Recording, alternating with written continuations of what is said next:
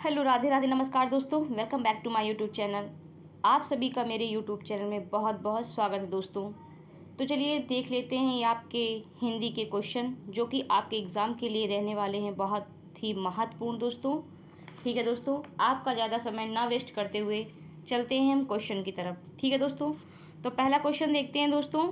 पहला क्वेश्चन कह रहा है, जिसके पार देखा जा सके रिक्त स्थान है के लिए एक शब्द है। मतलब जिसके पार देखा जा सके उसके लिए एक शब्द क्या होगा दोस्तों, बताइए। ए ऑप्शन कह रहा है पारदर्शी, बी ऑप्शन कह रहा है प्रदोष, सी ऑप्शन कह रहा है पराग, डी ऑप्शन कह रहा है पार्थिव। दोस्तों, जिसके पार देखा जा सके उसके लिए एक शब्द होता है पारदर्शी। ठीक है दोस्तों, A option will be the right. ठीक है, will be the right option A. ठीक है, जिसके पार देखा जा सके उसे क्या कहते हैं, पारदर्शी कहते हैं दोस्तों। अगर पूछा जाए प्रदोष का किसे कहते हैं, प्रदोष होता है दोस्तों सूर्यास्त का समय, सूर्यास्त का समय। ठीक है दोस्तों, इसे हम क्या कहते हैं, प्रदोष। एक तरह से आप मान लीजिए संध्या जिसे आप बोलते हैं, ठीक है, संध्या, वो प्रदोष उसे कहते हैं। अब दोस्तों अगर ये पार्थिव का अर्थ पूछा जाए तो पार्थिव का मतलब होता है पृथ्वी से संबंध रखने वाला। क्या होता है, पृथ्वी से संबंध रखने वाला। ठीक है दोस्तों, उसे हम लोग क्या कहते हैं, पार्थिव। क्या कहते हैं दोस्तों, पार्थिव कहते हैं। पृथ्वी से संबंध रखने वाले को क्या कहते हैं, पार्थिव। और पराग जो ये सी ऑप्शन दिया है आपका, पराग का अर्थ होता है दोस्तों पुष्परज, पुष्परज। ठीक है दोस्तों, तो A option will be the right option. ठीक है, चलते हैं सेकंड नंबर क्वेश्चन में। सेकंड नंबर क्वेश्चन हमारा कह रहा है दोस्तों, पानी फेर देना मुहावरे का सही अर्थ है। बताइए दोस्तों, पानी फेर देना का मतलब क्या होता है, इसका सही अर्थ बताना है आपको। ए ऑप्शन कह रहा है जवाब ना देना, बी ऑप्शन कह रहा है काम बिगाड़ देना, सी ऑप्शन कह रहा है बुरा भला कहना, और डी ऑप्शन कह रहा है इनमें से कोई भी नहीं। दोस्तों, पानी फेर देना एक तरह से होता है काम बिगाड़ देना। मान लो आपने कोई एक प्लान बना दिया, दूसरा आ करके आपका मित्र उसमें कुछ और टांग अड़ा दिया, तो क्या बोलेंगे आप, कहेंगे सारा गुड़ गोबर कर दिया, इसने आकर मेरा काम बिगाड़ दिया, पानी फेर दिया मेरे प्लान पे, है ना। तो काम बिगाड़ देना क्या बोलते हैं इसे, काम बिगाड़ देना। B will be the right option. ठीक है दोस्तों, चलते हैं थर्ड नंबर क्वेश्चन में। थर्ड नंबर क्वेश्चन हमारा कह रहा है, जिसे बुलाया ना गया हो उसके लिए एक शब्द है। बताइए दोस्तों क्या होगा, जिसे बुलाया ना गया हो। दोस्तों, ए ऑप्शन कह रहा है अनाहूत, बी ऑप्शन कह रहा है आरक्त, सी ऑप्शन कह रहा है आहूत, और डी ऑप्शन कह रहा है अभिभूत। जिसे बुलाया ना गया हो दोस्तों उसके लिए सही ऑप्शन है अनाहूत। A will be the right option. क्या बोलते हैं उसे, अनाहूत।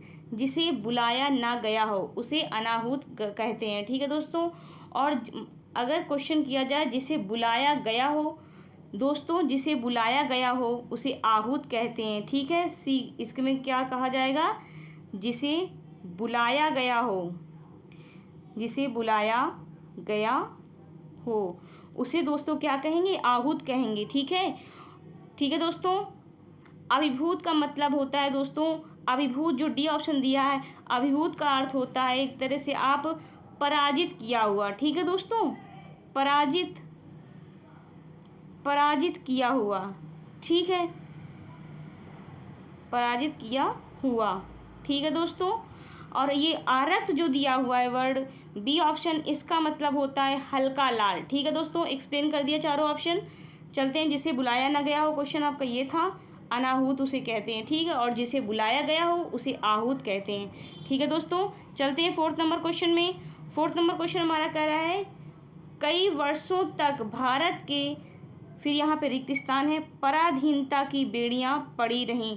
दोस्तों, कई वर्षों तक भारत के डेड सी जो दिया हुआ रिक्त स्थान, पराधीनता की बेड़ियाँ पड़ी रहीं। किसमें पराधीनता की बेड़ियाँ पड़ी रहीं दोस्तों, बताइए आप लोग। ए ऑप्शन करा गले में, बी ऑप्शन करा पैरों में, सी ऑप्शन करा शरीर में, और डी ऑप्शन करा माथे पर। दोस्तों, इसे आप खुद एक बार वर्ड को, सेंटेंस को कहिए और समझिए कि इसमें सही शब्द कौन सा बैठेगा। कई वर्षों तक भारत के पैरों में पराधीनता की बेड़ियां पड़ी रहीं। किस में पड़ी रहीं दोस्तों? पैरों में।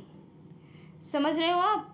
B will be the right option. ठीक है दोस्तों, सही ऑप्शन क्या होगा? बी, पैरों में बेड़ियां, पराधीनता की बेड़ियां पड़ी रहीं। ठीक है दोस्तों, चलते हैं 5th नंबर क्वेश्चन में। 5th नंबर क्वेश्चन दोस्तों कह रहा है, दिए गए विकल्पों में से वे शब्द चुनिए जिसका प्रयोग सदा एक वचन में होता है। जिसका प्रयोग सदा एक वचन में होता है। बताइए दोस्तों, किसका प्रयोग सदैव एक वचन में ही होता है? उसका हम मतलब बहुवचन नहीं बना सकते हैं दोस्तों। बताइए। ए ऑप्शन कह रहा है कक्षा, कच्छा। दूसरा हो जाएगा आंसू। सी ऑप्शन कह रहा है प्राण। डी ऑप्शन कह रहा है प्रत्येक। दोस्तों, प्रत्येक वर्ड जो है जिसका प्रयोग सदैव एक वचन में होता है, D will be the right option. ठीक है दोस्तों, और ये प्राण वर्ड क्या है? प्राण वर्ड जो है हमेशा बहुवचन में प्रयोग होता है। किस में प्रयोग होता है दोस्तों? बहुवचन में। एक प्राण हो गया, दूसरा कौन सा हो गया? दर्शन हो गया। ये भी हमारा किस में आता है? बहुवचन में आता है। ठीक है दोस्तों, चलते हैं 6 नंबर क्वेश्चन में। 6 नंबर क्वेश्चन कह रहा है, वाक्यों का वर्गीकरण कितने आधारों पर किया गया है? दोस्तों, वाक्यों का वर्गीकरण कितने आधारों पर किया गया है? बताइए। ए ऑप्शन कह रहा है 2, बी ऑप्शन कह रहा है 4, सी ऑप्शन कह रहा है 6 और डी ऑप्शन आपका कह रहा है 8। दोस्तों, वाक्यों का वर्गीकरण जो है वो 2 आधारों पर किया गया है। A will be the right option. ठीक है दोस्तों, कौन कौन से वो आधार हैं? दोस्तों, पहला आधार है रचना के आधार पर। ठीक है दोस्तों, पहला जो है रचना के आधार पर। ठीक है दोस्तों, और जो दूसरा है वो हमारा आ जाएगा अर्थ के आधार पर। ठीक है, अर्थ के आधार पर। ठीक है दोस्तों, चलते हैं 7th नंबर क्वेश्चन में। 7th नंबर क्वेश्चन कह रहा है, ऐसी कौन सी 2 मात्राएं हैं जिनका प्रयोग तो किया जाता है किंतु उनका समावेश स्वर में नहीं किया जाता है? दोस्तों, ऐसी कौन सी 2 मात्राएं हैं जिनका प्रयोग तो किया जाता है परंतु उनका समावेश स्वर में नहीं किया जाता है? दोस्तों, स्वर कितने होते हैं? उस दिन मैंने बताया था आपको 11 होते हैं। ठीक है दोस्तों, आप बताइए। ए ऑप्शन करा बड़ा आ, ई, छोटी ई, और बी ऑप्शन करा अंग और आहा, सी ऑप्शन करा ऋषि वाला री और ऊ, डी ऑप्शन करा छोटी ई बड़ी। बताइए दोस्तों, इसमें से सही ऑप्शन कौन सा होगा? दोस्तों, B will be the right option. ये जो अंग और आहा है, ये अनुस्वार, ये अंग वाला, इसे क्या कहते हैं हम? अनुस्वार कहते हैं। ठीक है, अनुस्वार। और ये आहा क्या हो गया? आहा ये जो है विसर्ग वाला जो आहा, विसर्ग।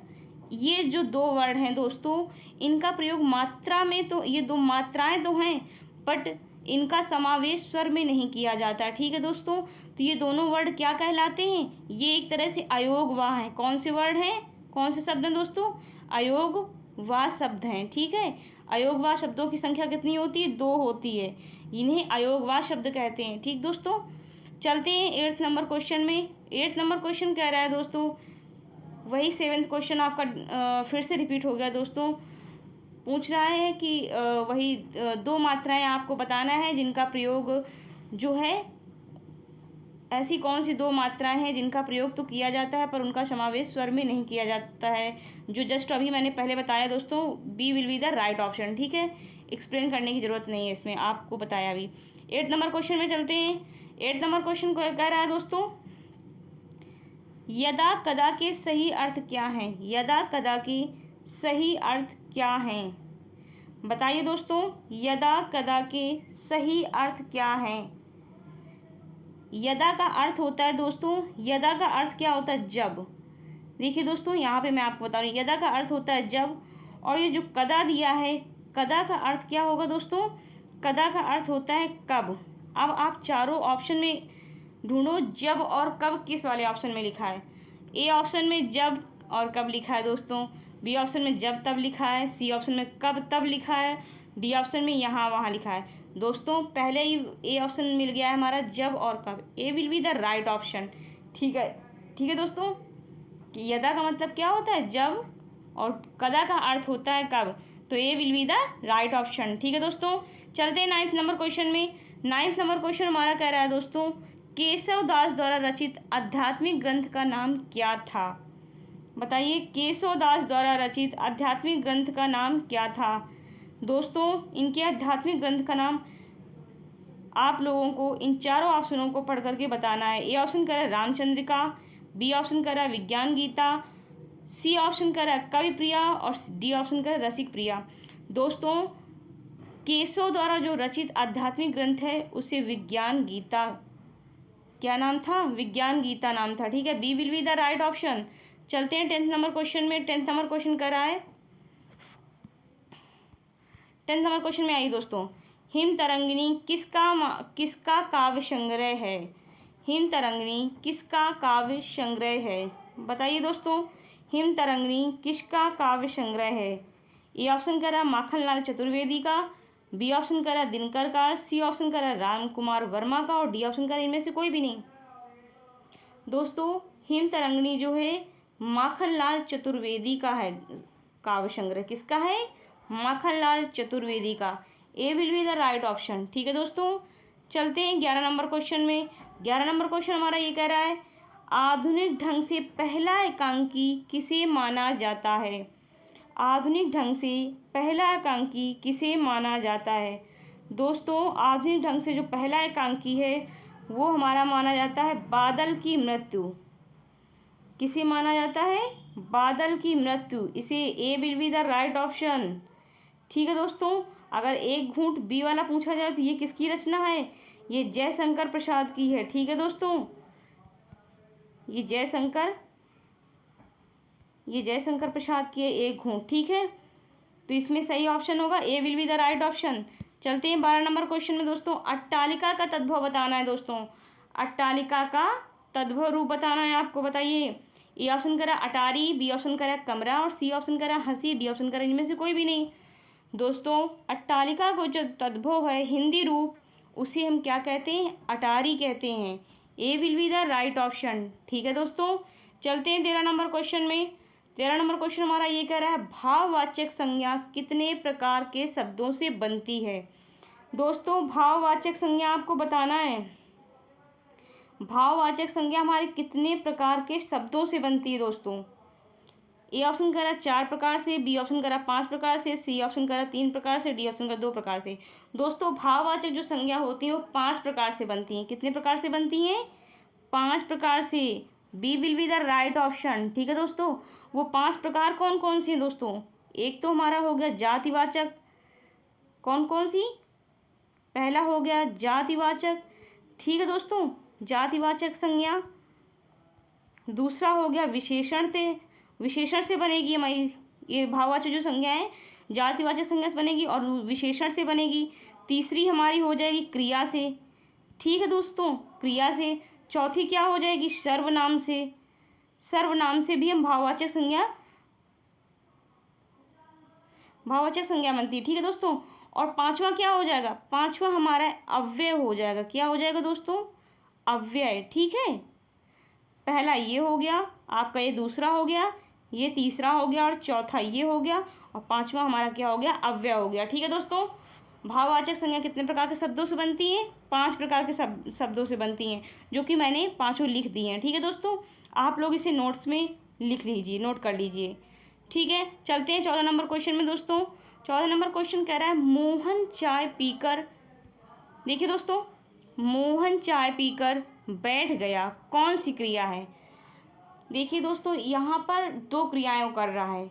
मोहन चाय पीकर फिर बैठ गया, पहली क्रिया करने के बाद जस्ट दूसरी क्रिया हो रही उसकी। देखिए, मोहन चाय पीकर क्या हो गया? बैठ गया। ये कौन सी क्रिया है दोस्तों? ए ऑप्शन करें नाम धातु, बी ऑप्शन करें संयुक्त और सी ऑप्शन करें पूर्वकालिक, डी ऑप्शन करें इनमें से कोई भी नहीं। दोस्तों, मोहन चाय पीकर बैठ गया, तो कौन सी क्रिया है? ये पूर्वकालिक क्रिया है। C will be the right option. पहली क्रिया को समाप्त करने के बाद जो दूसरी क्रिया हो रही है बैठ गया, तो ये पूर्वकालिक क्रिया है। ठीक है दोस्तों, चलते हैं 15 नंबर क्वेश्चन में। 15 नंबर क्वेश्चन कह रहा है हमारा, 15 नंबर क्वेश्चन में देखिए दोस्तों, 15 नंबर क्वेश्चन क्या कर रहा है? वर्णमाला में स्पर्श व्यंजनों की संख्या कितनी है?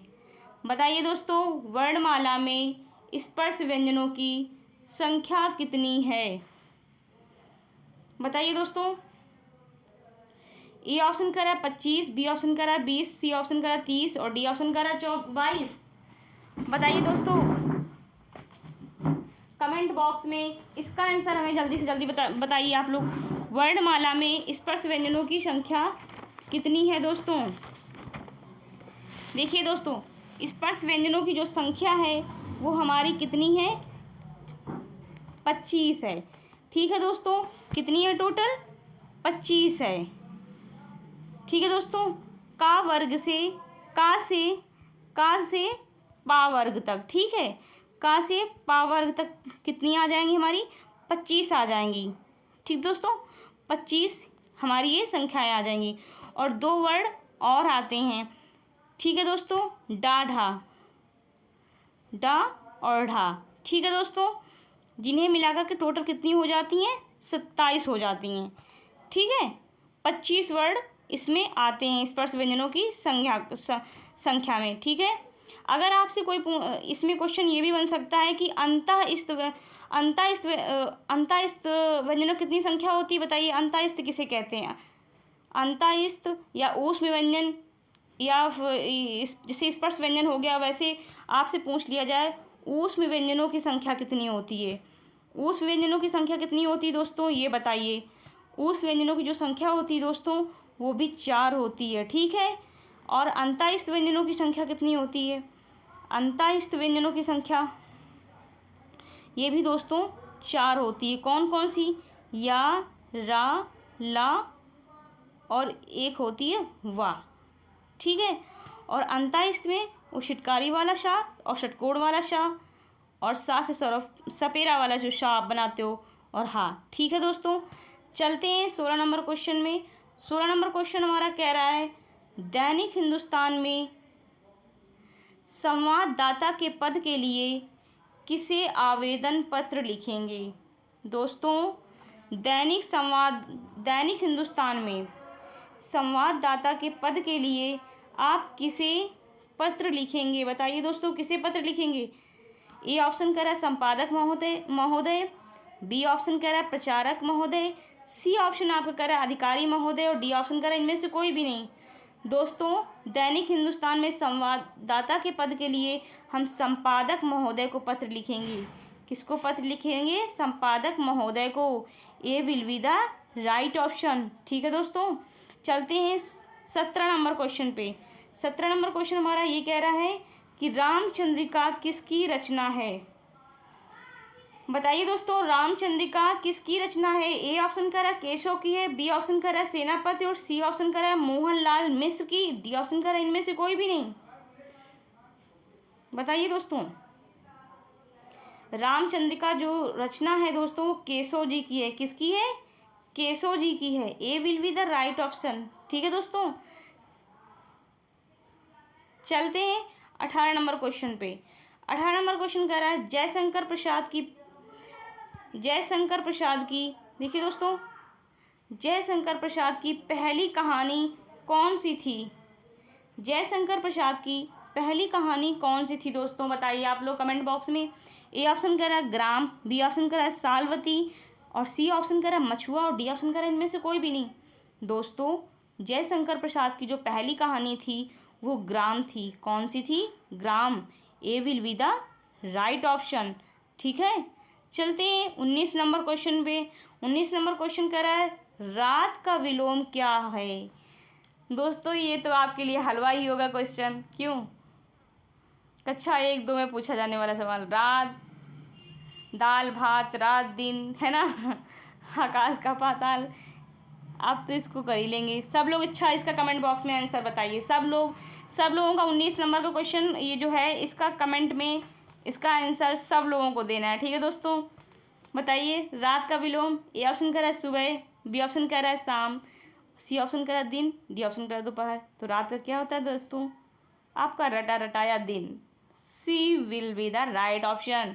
ठीक है दोस्तों, चलते हैं 20 नंबर क्वेश्चन पे, जो कि इस वीडियो का रहने वाला है लास्ट क्वेश्चन दोस्तों। ठीक है, ये हमारा आखिरी क्वेश्चन है दोस्तों। आपको इसका भी आंसर कमेंट बॉक्स में बताना है, ठीक है दोस्तों। शुद्ध वाक्य करना है दोस्तों।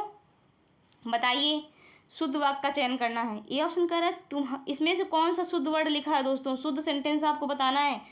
तुम तुम्हारा काम करो, बिल्कुल गलत है, ऐसा हो ही नहीं सकता। आपको लगता है कि कोई इस तरह बोलेगा आपसे, तुम का काम करो, ऐसा कैसा हो सकता है, गलत। सी ऑप्शन कह रहा है तुम अपना काम करो, और डी ऑप्शन कह रहा है तुम तेरा काम करो, बिल्कुल गलत। सही कौन सा है दोस्तों? C will be the right option. लोग आपसे क्या करेंगे, तुम अपना काम करो, तुम अपने आप से मतलब रखो, है ना, तो she will be the right option दोस्तों। आपका सही ऑप्शन कौन सा होगा? सी, ठीक है दोस्तों। तो thanks for watching my video. Radhe Radhe and नमस्कार दोस्तों, जय हिंद।